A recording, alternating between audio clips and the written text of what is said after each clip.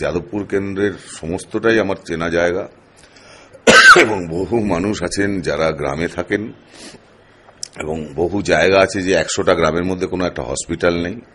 হ্যাঁ, এবং বহু প্রত্যন্ত জায়গা আছে যেখানে আর্সেনিকে জলের মধ্যে একদম বিষ মানুষ পান করছেন। বহু জায়গা আছে খালের কোনো সংস্কার হয়নি বছরের পর বছর। এই সমস্তটাই আমার জানা। কার সঙ্গে লড়াইটা, সিপিএম না তৃণমূল? অন্যায়ের সঙ্গে।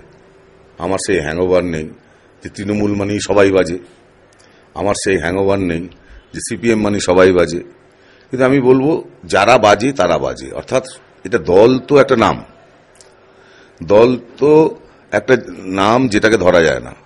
তাতে বহু মানুষ থাকেন, প্রচুর ভালো মানুষ থাকেন, প্রচুর বাজে মানুষও থাকেন। কিন্তু দুর্ভাগ্যবশত আমাদের রাজ্যে অধিকাংশ দলে এখন বাজে মানুষের ভিড়টাই বেশি। আমি লোকসভা গেলে অতি অবশ্যই আমি আমার রাজ্যে যে অরাজকতা চলছে তার এগেনস্টে বলবো।